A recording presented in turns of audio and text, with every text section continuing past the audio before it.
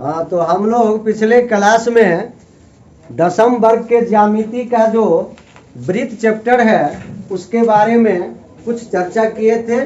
आज हम लोग विधिवत अपने सिलेबस पर ध्यान देते हुए पढ़ेंगे वृत्त क्या है और वृत्त से संबंधित कुछ थ्योरम के बारे में भी हम लोग जानेंगे, सीखेंगे। जैसा कि आप बचपन से सीखते आए हैं कि प्रकाल बॉक्स जो आपका है, जिसे आप औजार बॉक्स या इंस्ट्रूमेंट बॉक्स कहते हैं, उसमें आपको एक यंत्र देखने को मिलता है जिसको डिवाइडर कहते हैं। डिवाइडर में आपने पेंसिल सेट किया, डिवाइडर की नोक को एक जगह बैठाया अपने कागज पर और उस पेंसिल से एक चक्कर लगा लिया, आप कहते हैं कि हाँ हो गया वृत्त। लेकिन यही बात सत्य नहीं है। वृत्त है क्या, तो इसको समझने के लिए हमें कुछ ज्यामितीय परिभाषा चाहिए, कुछ शब्द चाहिए, जिसमें आपको एक शब्द बताया जा रहा है बिंदु पथ, जिसको अंग्रेजी में हम लोकस कहते हैं। चूंकि इस शब्द का हम आगे फिर यूज करने वाले हैं, इसलिए आपको पहले इस शब्द से परिचित आपको करा दिया जाता है। बिंदु पथ, पथ माने रास्ता। अनेक बिंदुओं को मिलाने से जो मार्ग प्राप्त होता है उसको हम बिंदु पथ कहते हैं। ये बिंदु पथ गोलाकार भी हो सकता है और ये सरल रैखिक भी हो सकता है, ये वक्र रेखा जैसा भी हो सकता है। लेकिन हमें यहाँ पर क्या देखना है, वृत्त की नजरिए से। तो एक हम बिंदु लेते हैं और इससे बराबर बराबर दूरी पर अनगिनत बिंदुओं की कल्पना करते हैं। ये सारे बिंदु जो है इस एक निश्चित बिंदु से बराबर दूरी पर हैं। इसकी दूरी देखें या इसकी दूरी देखें या इसकी या इसकी या इसकी। इसी तरह हम सारे बिंदुओं की तुलना कर सकते हैं। इस निश्चित बिंदु से ये सारी बिंदुएं समान दूरी पर स्थित हैं। अब इन सारी बिंदुओं को मिला दिया जाए तो बिंदु पथ जो प्राप्त हुआ इसी को हम वृत्त कहते हैं। अर्थात अब हम लोग इसकी परिभाषा सीखेंगे कि एक निश्चित बिंदु से समदूरस्थ बिंदुओं के बिंदु पथ को वृत्त कहते हैं। जो देख रहे हैं वो बोल दीजिए, परिभाषा कंप्लीट है। एक निश्चित बिंदु, ये निश्चित बिंदु है, इसका नाम वो मान लेते हैं। निश्चित बिंदु से बराबर बराबर दूरी पर स्थित, जिसके लिए हम एक ही शब्द लिखेंगे, समदूरस्थ। एक निश्चित बिंदु से समदूरस्थ बिंदुओं, बहुवचन है, बिंदुओं के बिंदु पथ को लोकस, जिसके बारे में हम पहले चर्चा कर चुके हैं। बिंदुओं के बिंदु पथ को वृत्त कहते हैं। सर्कल।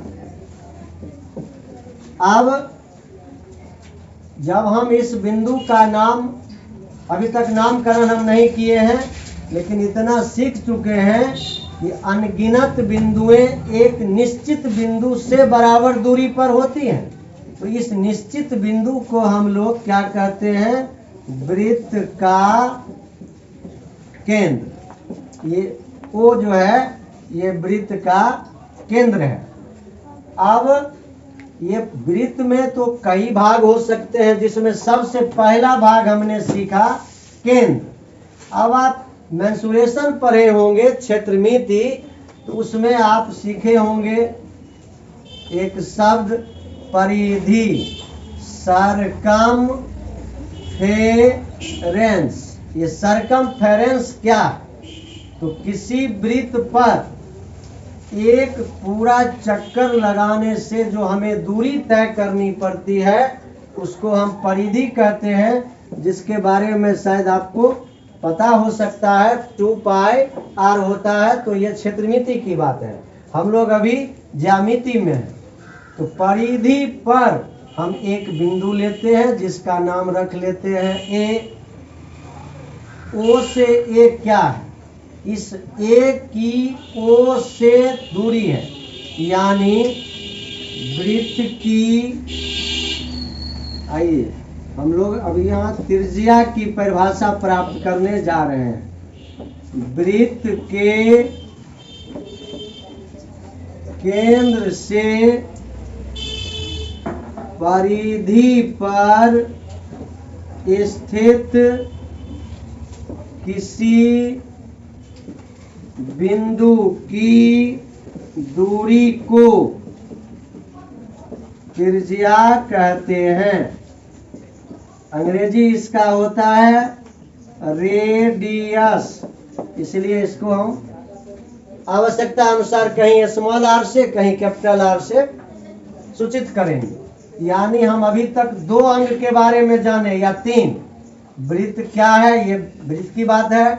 वृत्त का केंद्र, वृत्त की परिधि और वृत्त की त्रिज्या। सर्कल, सरकमफेरेंस, सेंटर, रेडियस, ये 4 चीजें हम लोग अभी तक सीखे हैं। आगे हम लोग अब देखेंगे जीवा क्या है, और जीवा से आगे बढ़ेंगे तब व्यास मिलेगा।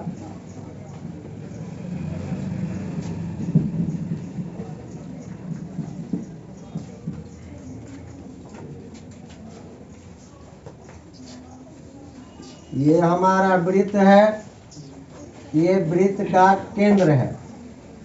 अब हम इसकी परिधि पर 2 बिंदु लेते हैं, ए और बी। ए से बी को मिलाइए। इसी तरह हम और भी बिंदुएं ले सकते हैं, इसे मिलाइए।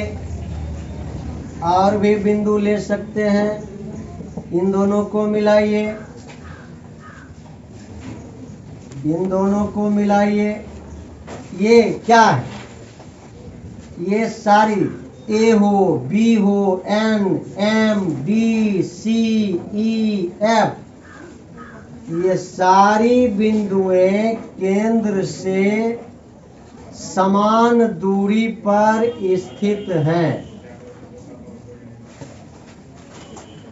ये भी आर, ये भी आर, ये सब आर। रेडियस, तो ये क्या?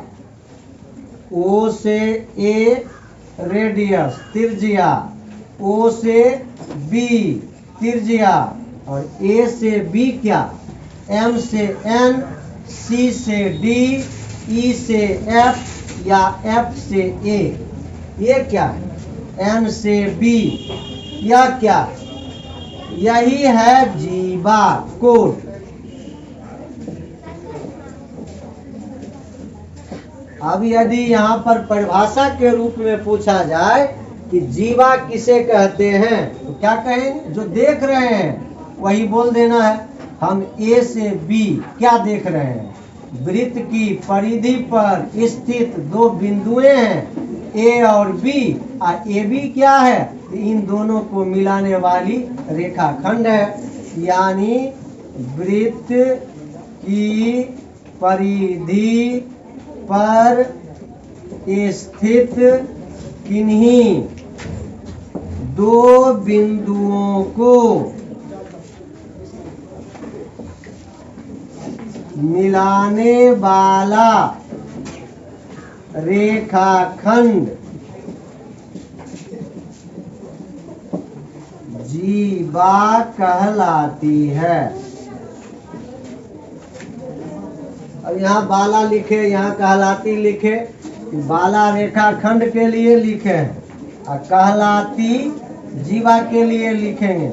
अगर कभी भूल चूक से मिलाने वाली रेखा भी लिख दें तो ये व्याकरण की दृष्टि से मैथर में सब चलता है। यहाँ मिलाने वाली रेखा को जीवा कहते हैं या मिलाने वाला रेखाखंड जीवा कहलाती। अब हम एक फ्रेश फिगर में देखें ये जीवा क्या है। ये जीवा, अब हम एक वृत्त में अनंत अनगिनत जीवाएं खींच सकते हैं। अब यदि इस फिगर को ध्यान से देखा जाए तो जैसे आप लोग ज्योग्राफी में कर्क रेखा मकर रेखा पढ़े होंगे वैसा देखने में लगता है, लेकिन यहाँ हम लोगों को एक दूसरे व्यू से देखना है। मान लीजिए यहाँ का पॉइंट M, यहाँ N, यहाँ सेंटर था। कहने का मतलब अगर किसी वृत्त में हम अनगिनत जीवाएं खींचे तो अनगिनत ऐसी भी जीवाएं हो सकती है जो वृत्त के सेंटर से गुजरेगी। ये भी तो एक जीवा है। क्यों? इन दो बिंदुओं को मिलाने वाला रेखाखंड, इन दो बिंदुओं को मिलाने वाला रेखाखंड, लेकिन ये सेंटर से गुजरता है। यानी MN क्या है? वृत्त की सबसे बड़ी जीवा है, जिसे वृत्त का व्यास कहा जाता है।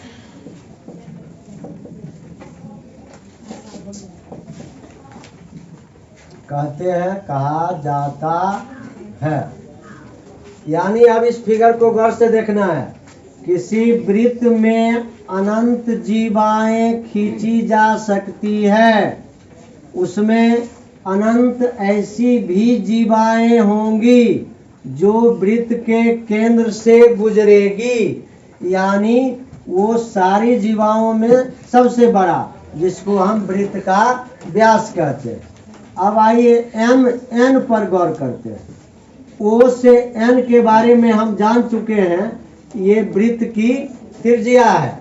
अभी सीखे हैं M से N क्या है, तो वृत्त का व्यास है।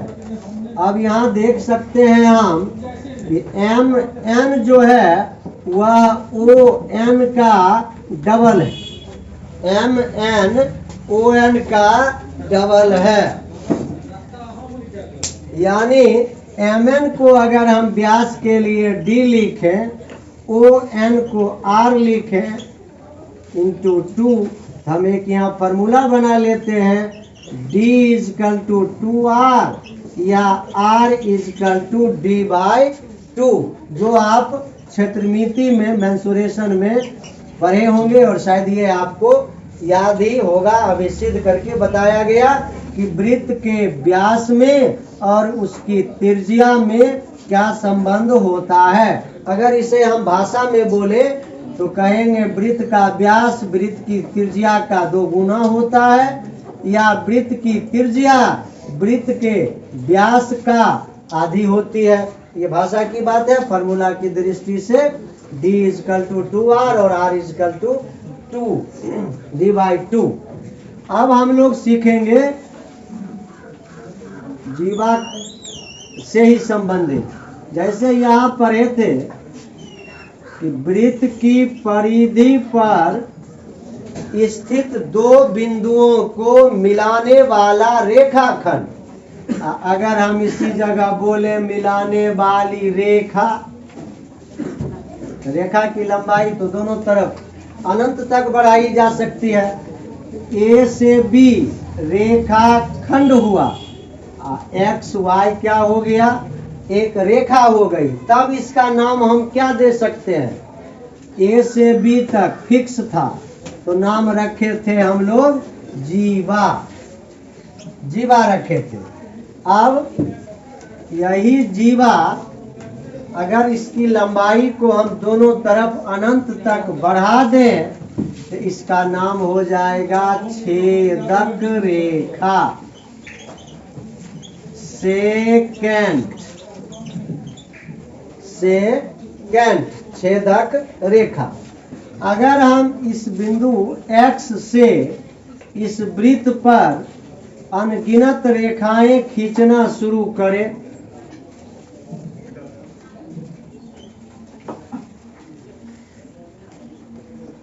तो गौर से देखने पर ये पता चलता है कि अगर किसी बाह्य बिंदु से हम वृत्त पर रेखाएं खींचने लगे, दो रेखाएं ऐसी होंगी जो वृत्त को एक ही बिंदु पर स्पर्श करेंगी, कट करेंगी, लेकिन बाकी सारी रेखाएं इसे दो बिंदु पर कट करती हैं। दो बिंदु पर जितनी भी कट करने वाली रेखाएं होंगी उसे कहेंगे छेदक रेखा। एक बिंदु पर जो केवल स्पर्श करती है, जैसे एक्स पी या एक्स क्यू, इसको हम कहेंगे स्पर्श रेखा, टेंजेंट और सेकेंड। आपको इस चैप्टर में सेकेंड के बारे में ज्यादा नहीं पढ़ना है। स्पर्श रेखा से संबंधित 2-4 थ्योरम होगा, 10-20 आपका सवाल हो सकता है। तो अभी तक हम लोग जो जो सीखे हैं उसका एक पुनः निरीक्षण कर लें। वृत्त क्या है, वृत्त की त्रिज्या क्या है, परिधि क्या है, व्यास क्या है, जीवा क्या है, छेदक रेखा क्या है और स्पर्श। अभी तक हमने पढ़ा वृत्त, उसके बाद पढ़ा परिधि, वृत्त का केंद्र, त्रिज्या, जीवा, व्यास, उसके बाद छेदक रेखा और स्पर्श रेखा। छेदक रेखा और स्पर्श रेखा।